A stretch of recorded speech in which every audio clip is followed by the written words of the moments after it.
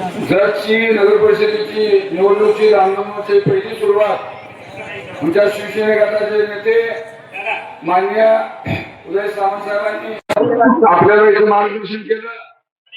जत शहरामध्ये गेले 4-5 दिवस कुठली योजना मी केली म्हणून गल्लीबोळातून मोटरसायकलवर फिरणारे गोपीचंद पडळकर ते गोष्ट लक्षात ठेवा। तुमचं आमचं शासन एका ठिकाणी जरी असलं तरी नगरपालिकेच्या निवडणुकीमध्ये तुम्ही जो दुधाभाव दाखवलाय त्या दुधाभावाचं उत्तर तुम्हाला येत्या 3 तारखेला मिळेल। लक्षात ठेवा, जर शहराची नगर परिषदेची निवडणूक ही धनशक्ती विरुद्ध जनशक्तीची आहे। माझ्या मतदार बंधू भगिनींनो व इथं जमलेल्या तमाम माझ्या माता भगिनींनो, सध्या जत शहरामध्ये नगरपालिकेच्या बद्दल माध्यमातून दररोज वेगवेगळी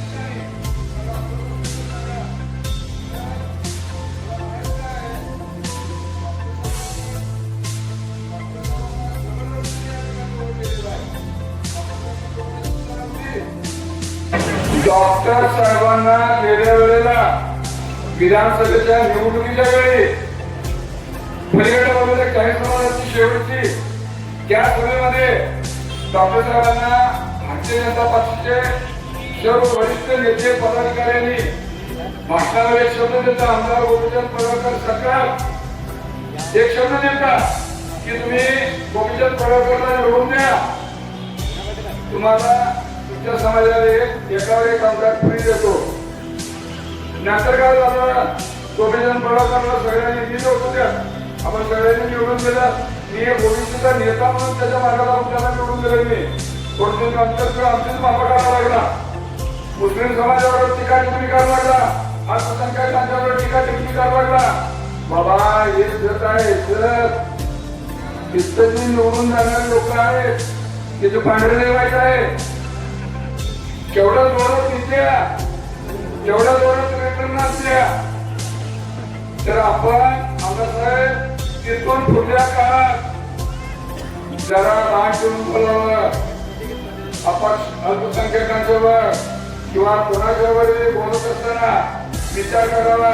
तुम्ही 9 महिने 9 दिवसात घेतलाय, आम्ही 9 महिने 9 दिवसात घेतलोय, आम्हाला काय बोलतायचं असं नाही, तुमच्या पलीकडे बोलतायचं आम्हाला, तुमचा तंत्राला तुमचं काय आहे तिकडे माझ्याकडे नाही आणि चालू देणार नाही।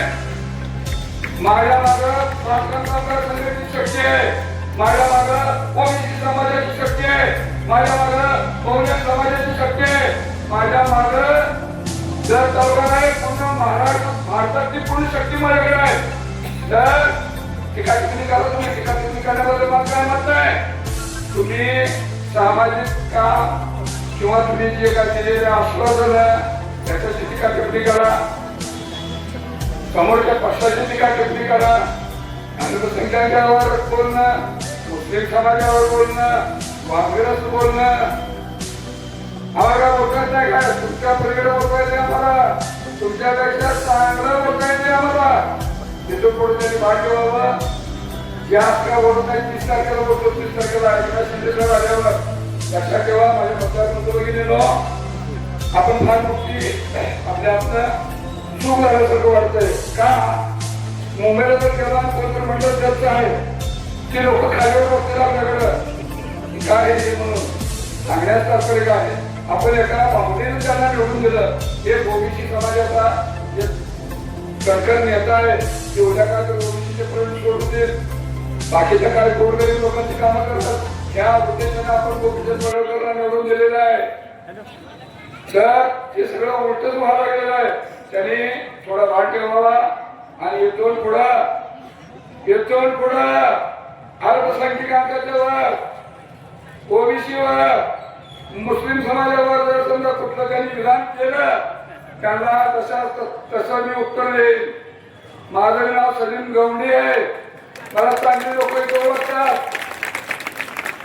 दुसरी गोष्ट आमचे प्रतिस्पर्धी दुसरे सुरेश शिंदे साहेब हे बाजारपेठेची गुंडगिरी मोडतो असं करतो तसं करतो म्हणून बोलतात. ते बाजारपेठेची गुंडगिरी जी होती त्याला तुमचं काहीतरी पाठबळ आहे ना जरा याची चौकशी करा आणि मग ठरवा. बाजारपेठेतील लोक त्या बाजारपेठ आणि बाजारपेठेमध्ये व्यापारी वर्ग हा शांत आहे, एकदम शांत आहे, चांगला आहे, सुसंस्कृत आहे. त्यांना कुणाला मतदान करायचं आणि कुणाला पाडायचं ही आपली त्यांची बाजारपेठ ठरवून घ्या. विधानसभेची निवडणूक असू दे, लोकसभेची निवडणूक असू दे, आपल्या बाजारपेठेबद्दल निगा यंत्रणा आलं ती यंत्रणा पुढे आणत्या. तरी 25 वर्ष तुम्ही तुमच्या हातात सत्ता होती, 25 वर्ष तुमच्याकडे नगरपालिका होती, 12 वर्ष 11 वर्ष नगरपालिका होती, 14-15 वर्ष तुम्हाला कवा करते तेव्हापासून ग्रामपंचायत तुमच्या हातात होती. तुम्हाला साधं बाजारपेठेमध्ये महिलांच्यासाठी स्वच्छता गृह मानता नाही. राजधानी गोष्ट आहे. आज तुम्हाला अतिक्रमणाचा प्रश्न सोडवता आला नाही. आज तुम्हाला विकासाच्या दृष्टिकोनातनं 2003 नंतर तुम्हाला सारी बिल्डिंग बांधता आली नाही. तुम्ही कशाला मोठं बोलत फुटू नका. मागणं करून घेऊन बघा. आपण मागं 5 वर्ष काय करून ठेवतोय त्याचं आता हे सगळं प्रतीक आहे. तिसरे आमचे नानासाहेब शिंदे हे काँग्रेस पक्षाचे उमेदवार आहेत. त्यांनी सुद्धा विकासाच्या गोष्टी करायचं असं सांगतात. मार्केट कमिटीचे चेअरमन आहे होते. विकास जर करायचा होता आणि नगरपालिकेला जर उभारायचं होतं आणि त्यांनी थोडा विकास करायला पाहिजे होता असं माझं मत आहे. सध्या आम्ही एकनाथ शिंदे साहेबांच्याकडे एक निवेदन दिलेलं आहे. जर शहरातून कर्नाटक व इतर भागातून पंढरपूर वारी आपली जाते 2-3 वेळा आपल्या वाऱ्यानंतर सरकार तयार असलेल्या वाऱ्या असते. त्याचबरोबर मुसंडी गरबा यात्रेसाठी, गुड्डापूजा देवदर्शनासाठी, आपली यथानालिनी मंदिरसाठी, बिळूर, चिंचणी या ठिकाणी आपल्या यात्रा करतात. या यात्रा अत्यंत मोठ्या प्रमाणात करतात. लाखो भाविक या यात्रेसाठी जात असतात. तर मी एकनाथ शिंदे साहेबांकडे ही मागणी केलेली आहे की जर शहर व जर शहरापासून आसपास आजूबाजूला मोठी जास्ती भक्ती निवास बांधावी जेणेकरून जाणाऱ्या लोकांना पावसामध्ये थंडीमध्ये इकडे तिकडे कुठे कोणी कशाला आघात न घेता त्या भक्ती निवासामध्ये त्याची राहण्याची सोय होईल. सर्व सोयीयुक्त असं भक्ती निवास आपण बांधण्याचा माझा मानस आहे जेणेकरून भक्तांची गैरसोय होणार नाही. तसेच जर शहरामध्ये या सगळ्या गोष्टी आपण जर समजा केलो तर जर शहराचं नाव महाराष्ट्र, कर्नाटक, आंध्र प्रदेश इथं फार चांगला आहे असं होते. आता जी लोक बाहेर येतात हे 25 वर्षांना कोण जर समजा म्हणजे बाहेर कुठून नोकरीला गेले जातात आणि जो नंतर आला जो म्हणजे काय बदल झाला नाही. मी म्हणतो तुम्ही लोक आहेत की तेवढा कशा मागता तुम्ही लोक बदला विकास होईल. तसेच या शहरामध्ये विधवा आपण तसेच परिपक्व महिलांसाठी मी जी सध्या पेन्शन चालू आहे त्या पेन्शनपेक्षा जास्त मागणी वाढीव मागणी मी खास बाब म्हणून जर तालुक्यासाठी करणार आहे. त्याचबरोबर नगरपालिकेच्या माध्यमातून त्यांना आणखी कोणत्या सोयी सुविधा देता येतात त्या पूर्ण सोयी सुविधा मी पुढल्या काळात त्यांना देण्याचा प्रयत्न करणार आहे. ज्या गोरगरीब लोकांना सध्या राहायला घरे नाही त्यांना त्यांच्या हक्काची घरे बांधून मी देणार आहे. हा माझा मानस आहे. सध्या स्टील कॉलनी, उमराणी रोड, लोखंडी पुलाजवळील भाग, सरकारी दवाखाना आधार परिसर, इंदिरानगर, निगडी रोड, लोहार वस्ती, सनमडी हॉस्पिटल जवळील निगडी सनमडी हॉस्पिटल पासून केम पर्यंत जी मधली घरं जी सध्याला नाजूक स्थितीत आहे ती पूर्ण मी घरकुल योजनेचा बांधून देण्याचा माझा मानस आहे. तसेच इंदिरानगर मध्ये काय लोक तिथं आमचा एक कॅफेटेरिया हवेणार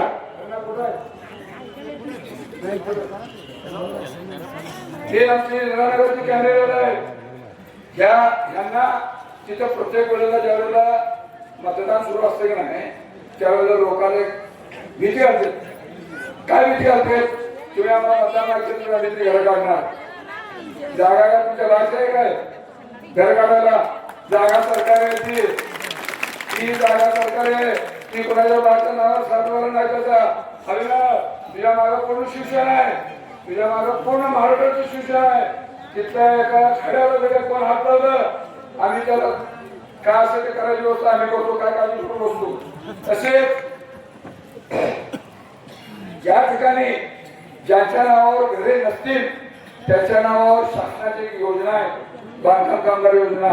त्या योजनेच्या अंतर्गत मी आता बरेचसे प्रस्ताव जर शहरात वाढती गुन्हेगारी चोरीचे प्रमाण या सर्वांवर आळा घालण्यासाठी पोलीस प्रशासनाची मदत घेऊन त्यावर योग्य उपाय योजना करण्यासाठी माझा मानस आहे. त्याचबरोबर जर शहरामध्ये मोठी अवजड वाहने जी ये जा करत असतात त्यामुळे वाहतुकीचा खोळंबा होतो किंवा अपघाताचे प्रमाण वाढतात. तर त्यासाठी मी एकनाथ शिंदे साहेबांकडनं रिंग रोडची मागणी करणार आहे.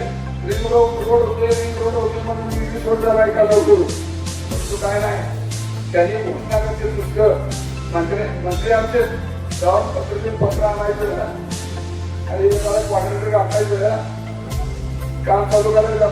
ते नंतर त्या कॉन्ट्रॅक्टरला बेरी मिळायचं नाही किंवा आहे का नाही याची चौकशी सुद्धा मी करत नाही. तरी त्या शहरातील बाजारपेठेतील व्यापारी बंधूंना ज्या कोण हात त्रास देत असेल प्रत्येक व्यापारी बंधूंशी माझे भावकीचे संबंध असले तर काय एका कुंभ्याचा असलं तर काय आम्ही रात्री 12ला व्यापाऱ्याने मला फोन केला तो समोरचा बोलले असत त्याचा विचार मी करणार नाही. लक्षात ठेवा. तर बचत गटाच्या माध्यमातून नगरपालिकेच्या विविध योजनेतून महिला भगिनींना छोटे मोठे उद्योग करण्यासाठी व त्यांच्या संसारात व त्यांच्या मुलांच्या शिक्षणासाठी चांगली मदत होण्यासाठी मी त्यांना नगर परिषद मार्फत ज्या योजना आहेत त्या सर्व योजनांचं काटेकोरपणे पालन करून ही योजना त्यांना कशी मिळते याचा माझा मानस आहे. तसेच गंधर्व बाजूला सुसज्जाचे गाड्या बांधून आता सध्याची लोक त्या ठिकाणी आहेत त्या लोकांना ती गाडी देण्याची व्यवस्था मी करणार आहे. तर बांधवांनो माझी एक विनंती आहे तुम्हाला भरपूर बोलायचा 30 तारखेला शिल्लक ठेवतो. भरपूर बोलायला मला आणि मी बोलायला गेलं कोणा देत नाही का माझ्या माझं सगळी तुमची शक्ती आहे. दुसरी गोष्ट उद्या येणाऱ्या होणाऱ्या नगर परिषदेच्या निवडणुकीत